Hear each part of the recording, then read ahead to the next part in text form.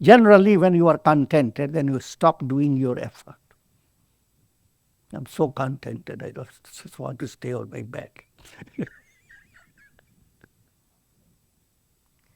Real contentment means you are so contented that you don't care for thinking about what future is going to bring and what past was, but you simply fly. You simply do your duties with great joy because deep down you are contented. That you have all the resources along with God Himself.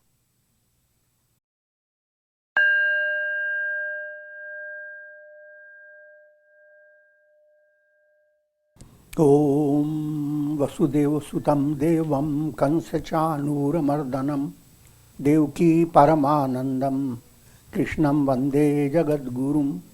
Om. Adorations to Lord Krishna, the preceptor of the universe, destroyer of the forces of darkness, and bestower of immortality.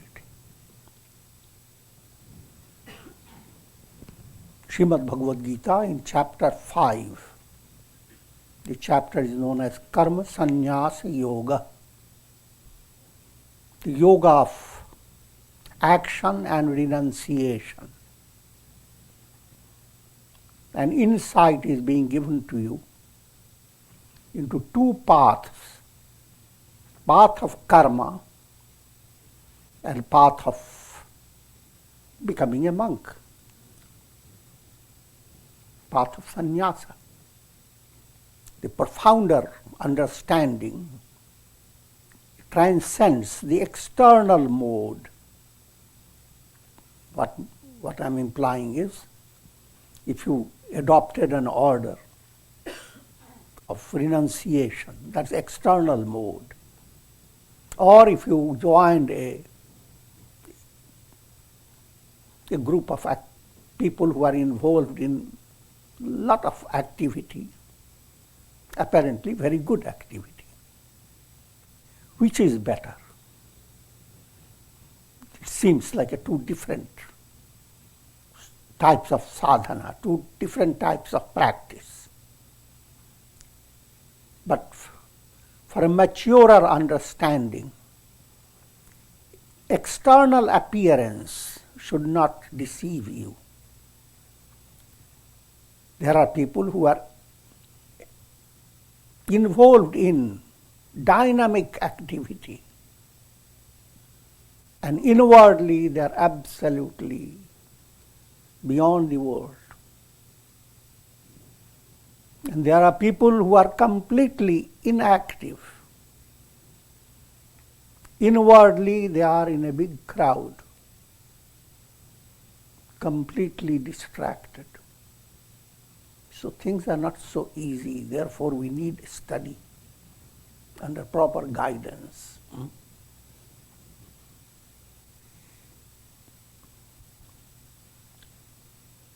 The path of action is called karma yoga. Path of renunciation is jnana yoga. These two are interconnected and they supplement, complement each other. This point is being brought out, and I will continue to give you more and more understanding.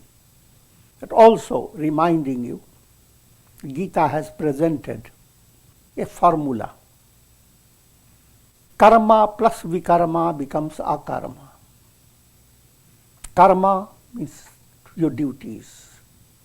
You must continue doing your duties. At this stage, you must also know duties can be Svadharma, paradharma. Duties that are healthy. Then there are duties that you are being compelled to get into because of greed for money or greed for something, rajasic.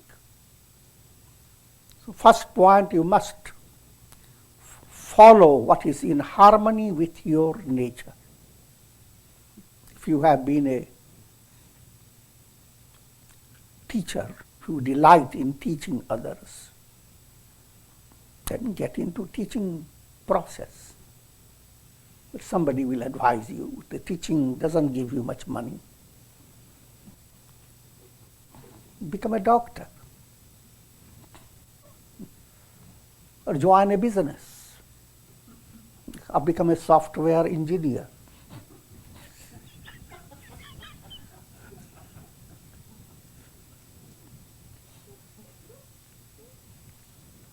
And shows you the data, how much money will you get.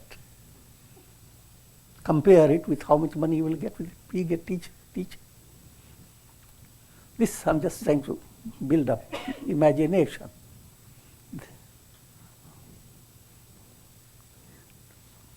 For most people, money seems something substantial. But if you have a cool, collected mind, how much more substantial is doing things that you like. Day by day you are enriched when you see your students learning from you, sharing your knowledge, communicating with them, and there is a heart-based feeling of joy. But when you are experiencing it, you are not counting dollars.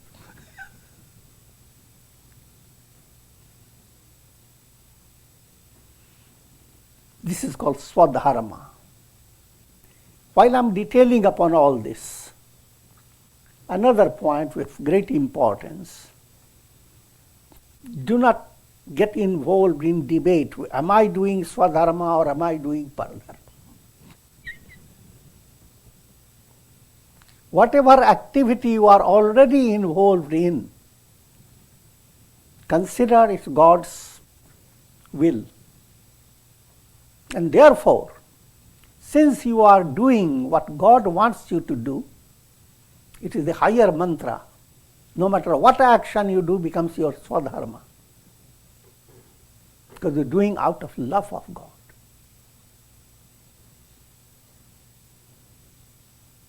Now, next point.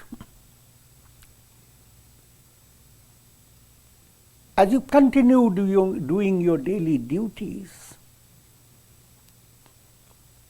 blend with your daily duties certain special sadhana that enriches your mind. Which means, if in your daily duty you have a time to do japa, repetition of mantra, time for a little meditation, time for prayers, even little time to go for a walk and listen to the twitters of nature. Add these while you are doing your duty. You may say your duty demands a lot of time and you don't have time. You are a fool. If your duty demands a lot of time, you can create more time for yourself if you have a little walk, a little relaxation in nature, little pranayam, little japa. If you are blending these, you will have more time because you will have less headache, less stress, less physical problems. And you will have clarity of understanding, ability to perform your duty in a skillful way in a very shorter time. You develop a skill in action. If you allow your karma to blend with vikarma, vikarma is special karmas like japa, meditation, developing a right type of attitude. All that point we have discussed before. Now continuing this in 23rd verse. Shaknoti haiva yah sodhum praksharira vimokshanat kam krodhodbhavam vegam sa yuktah sa sukhi narah. one who is able to master every impulse of desire and anger, even at the time of departing from the body, is verily a yogi and a blissful person. Kama krodhodbhavam vegam. How to free the mind of agitation that is created by kama and krodha. Kama is desire. Things that have delighted you by your senses. You remember them. And you create an internal resolve, may I gain those objects again and again. If I don't gain them, I will not be a successful person. My life will not be joyous. I must gain what I want, what I desire. This whole process is called karma. From a profounder point of view, if you are close to God or moving towards enlightenment, deep down you develop an insight that all attainments led by karma do not enrich you in any way. All pleasures experienced by your senses don't contain an iota of joy. Shocking.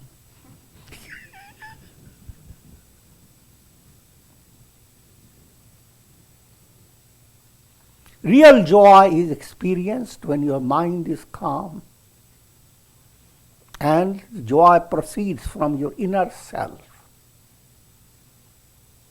Deep down, the I am in you is different from your physical body, from your vital forces, from your mind, intellect, ego. Deep down you are different from all these. How can you understand that when you go to sleep? You are not with your physical body. Physical body is with the mosquitoes. I'm making a joke. You are not with your ego, not with your intellect. You have cast them aside. And you are enjoying a type of a happiness that waking state does not give, no matter how many good things may happen.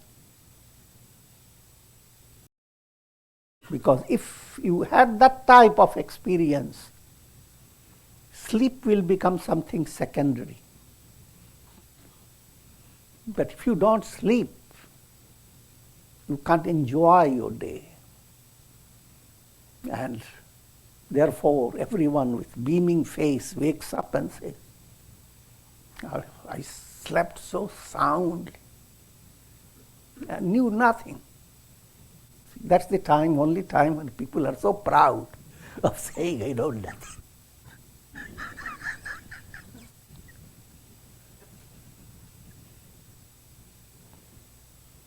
All that you know or experience through your intellect, mind, senses, all that and all the experience that comes in these three lokas, the plane of the senses, plane of the mind, plane of the intellect, all this is set aside. But all through your life, all your experience, all your goal and objective is in these three planes. Naturally, therefore, this is a being involved in ignorance. No matter how much you attain, deep down there is no fulfillment. You are gripped by an illusion, move from one body to another. Even while in your one body, you have moved from one situation to another, looking forward to fulfillment by external happenings. That whole process is karma. Now, karma is linked with krodha, anger. If desire is not fulfilled, anger develops, agitation develops in your mind. Kama and krodha weaken your mind and then promotes lobha. Lobha is greed. When your willpower becomes weakened, mind develops a kind of humiliating attitude. How wonderful that person is. His car is great, his house is great, his popularity is great, and how miserable am I? Oh God, let me have those things that those people have. They don't deserve it. I have done good karmas. What karmas are they doing? I'm just giving a very low-minded example. But it's kind of a disease that grips most people until you go on injecting into your mind a profounder purpose of your existence. Kama, krodha and lobha, they are described as three gates to hell. They are termed as mala. Mala is malo. The root of mala is vikshepa. Vikshepa relates to subconscious impressions, subconscious desires, vasanas. Your vasanas are based on rajas and tamas. Your vasanas are impure. Then they are the source of nourishment for your kama, krodha, lobha. And those vasanas are sustained by ignorance, avidya.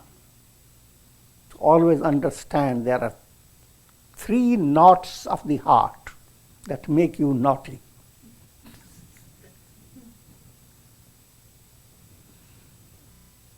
Avidya, kama and karma. Put it another way, mala is gross impurities. Vikshepa, the subtle desires, vasanas. And the another term is avarana, veiling, caused by ignorance.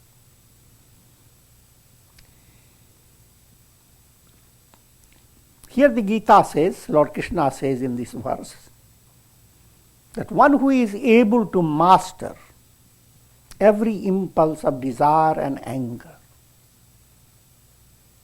You may ask, so far I have not attained it.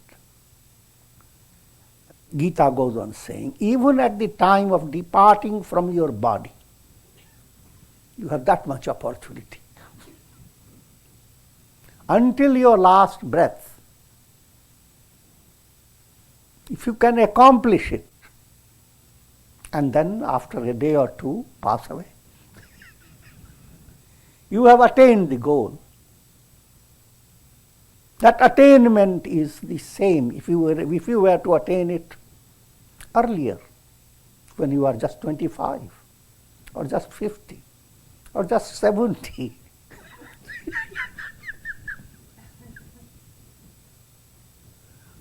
If you attained it at 70, you are not attaining anything greater than if you attained it at 90.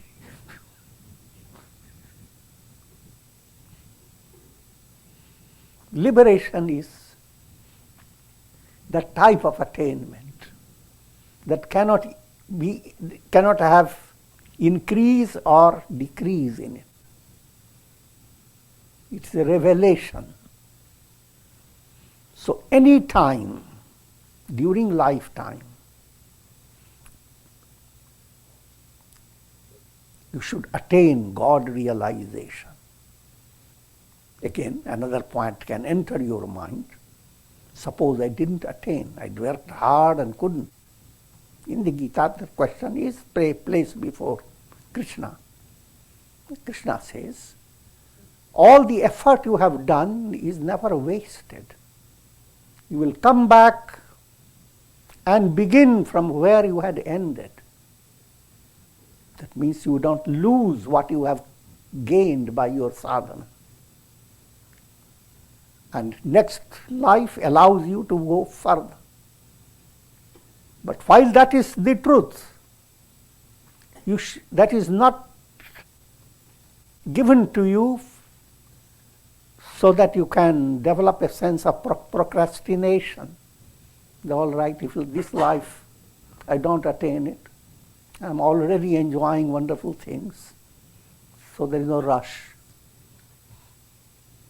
I will attain it in the next life. That is not the right teaching. This life, that should be your focus. This life, this very day, this very week, this very month, this very year, this very invariable denominator.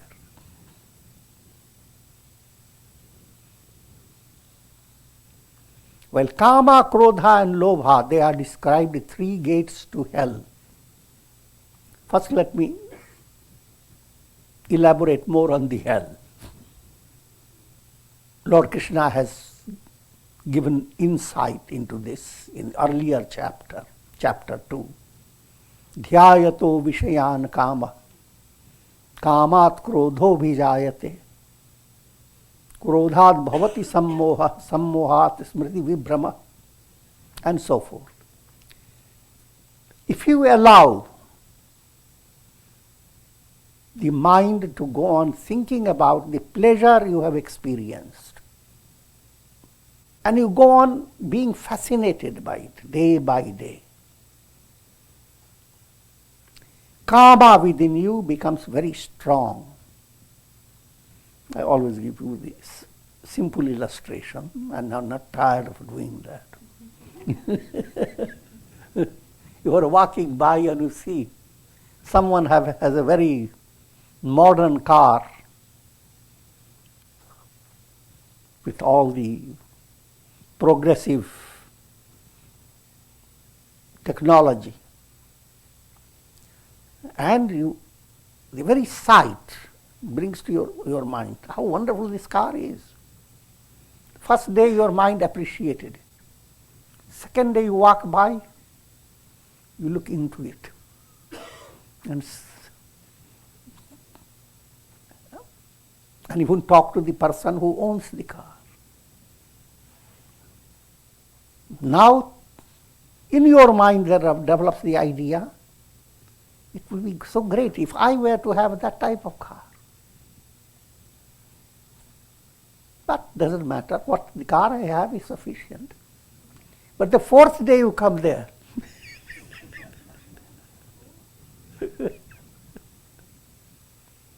now you go on coming there even against your will.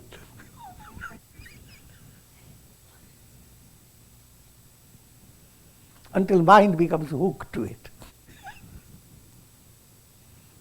Sangat sanjayate kama. The desire that you have sustained again and again, that makes you depend upon the object of desire in such a way that your mind becomes agitated. Kamat bhavati dhyayato vishyan punsa sangasteshu pajayate Sangat sanjayate kama, kamat krodho vijayate. From kama there arises anger. Anger doesn't mean that it become fully explosive.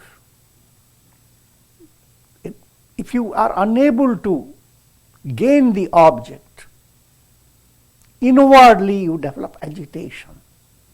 You're angry with yourself. Why didn't you become so successful, rich?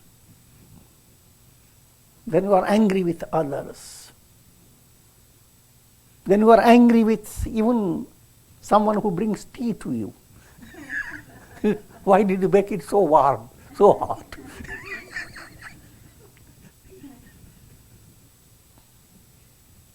Krodhat bhavati sammoha. When you are angry, your judgment is very poor. Your study of things is full of illusion. This causes smriti vransh. Smriti means memory of yourself, your identity, your healthy state of consciousness. All that memory that makes you normal becomes disturbed. Call it smriti vransha. No longer you realize that you are a human being, you should not have monkey face.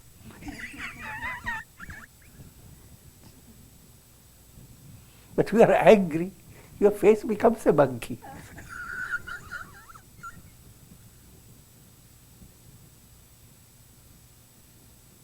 Smriti vranshat buddhi nasho. This brings loss of your intellect. Intellect is there, but it is not effective. Buddhi nashat pranashyati. If you do not allow your intellect to guide you day by day, then you are moving towards degradation. And that's the predicament of the masses, where the goal is external, nothing internal. Now, think of gates to liberation. These are gates to hell, kama, krodha, lobha. Gates to liberation I also have talked before, but these are things that can be brought to your ears again and again.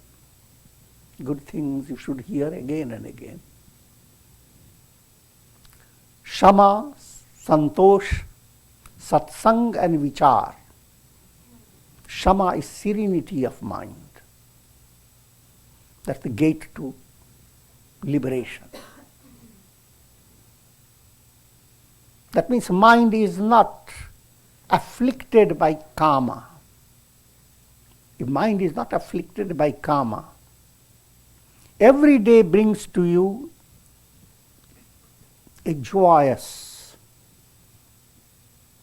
experience. Every day is an opportunity for your inner enrichment. Irrespective of the fact how the circumstances are external. Pleasure and pain all are enriching if you handle them well. This doesn't mean that you permit pain or continue to allow the adversity to increase. Your common sense is never obstructed. You do everything possible, leave no stone unturned in removing your problems. But while doing that, have an overview that God has put you in this situation where you begin to look for even the resources you didn't know you had.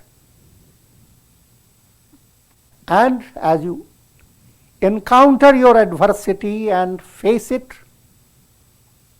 and emerge successful out of it, you find yourself far more enriched, can look back and say, how thankful am I to God. Simple illustration, look at children. They can't even walk. They fall every now and then. But it's this falling and trying to walk that make them grow up. Similarly, your adversity and prosperity, they all make you grow up. If that understanding dawns, your mind enjoys serenity. Your happiness is here and now, not when something happens according to your wishes. And the happiness that is here and now, that links you to God. There is no comparison with that happiness. Therefore, the dramatization in Ramayana, when Rama was informed that he was going to become the heir apparent to the throne, the entire kingdom was going to be given to him. He didn't show any elation. He had studied Yoga Vasishtha by that time. Sage Vasishtha had taught the highest wisdom, and he has assimilated the teaching. So when he was told he was going to be the king, he stayed completely relaxed. But very next day, plotted by Kaikeyi, stepmother, he was told that he has been banished from the kingdom for 12 years or 14 years, whatever. And Rama remains completely calm, composed. And people ask, how is it? He said, my father has given me such an opportunity. Instead of putting me in this nasty politics. I'm joking. Allowed me to go into the forest and stay with sages and saints and explore the mysteries of God, self, satsanga, the joy of satsanga. That's an example of serenity, the ideal. The ideal cannot be practiced immediately, but progressive movement has to be brought into your heart. Day by day, create an affirmation, create a will. May I face this situation with serenity. At this stage, as you blend the spirit of surrender to God, love of God, all that will allow your serenity to become much more rooted, much more established. The next gate to liberation, santosh, contentment.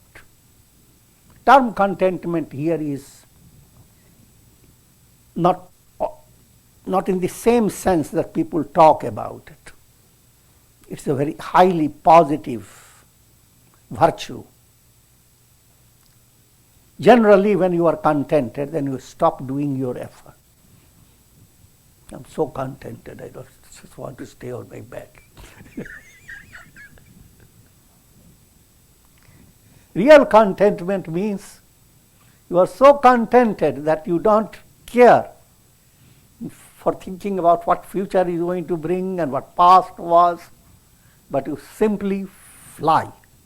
You simply do your duties with great joy because deep down you are content. That you have all the resources along with God Himself, and therefore you put all your energy in a joyous way. So that's called contentment. santoshat anuttam sukha labha. If you have that contentment, the type of happiness you experience is incomparable. There is a profound meaning behind. People generally become happy on the basis of comparison. Suddenly you got, for example, you won a lottery, you got $1 million. You could get much more, but just for example. Now compare yourself with others. Those others are working hard and they're, look how rich am I. That comparison gives you a sense of joy. Most human experiences of joy are based upon comparison. But that type of joy is defective. This is not your real happiness. If you develop contentment by discovering that you have all the resources, you don't have to look at others and feel miserable because the others are progressive. Rather understand each one has the source in God. Each one has their own way. And I have everything possible that would make me attain even God realization. With that type of understanding, you do not allow your mind to be rattled by others and what they experience and what they gain. If at all, you become more encouraged. You follow inspirational examples. That means, if you look at somebody successful, instead of developing kind of comparison, he's successful, I'm so miserable. Instead of doing that, look, if he is successful, I am going to be the same. He has done it, he has proved it. I am in no way lacking with resources. God is with me. God has made him successful. He's going to make me as well. Giving us all these elaborations. Third great quality, that these are called gatekeepers of the palace of liberation. Third quality is satsanga. Good association. Good association is, example is right here. And nothing can compare with good association, the type of enrichment you gain when you come together to understand mysteries of life. And also, if you share the knowledge with others, create an environment of gaining spiritual knowledge and disseminating that knowledge. Allow a life of satsanga. So much so that you consider the world as a source of good association. You can do satsanga with birds. Satsanga even with your pet. How relaxed the pet is. You have all.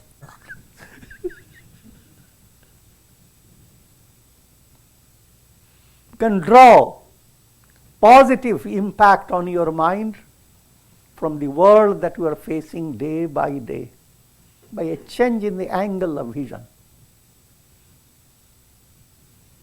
And the last of the gatekeeper is called Vicara. Vicara is reflecting upon who am I? What is the reality within me? I am not the body, I am not the mind, I am Satchidananda. So, I have taken all the time in these gates to hell and gates to heaven. So I'll conclude. Om Shanti, Shanti, Shanti. Om पूर्णमदः पूर्णमिदं पूर्णात् पूर्णमुदच्यते पूर्णस्य पूर्णमादाय पूर्णमेवावशिष्यते। ओम शांति शांति शांति।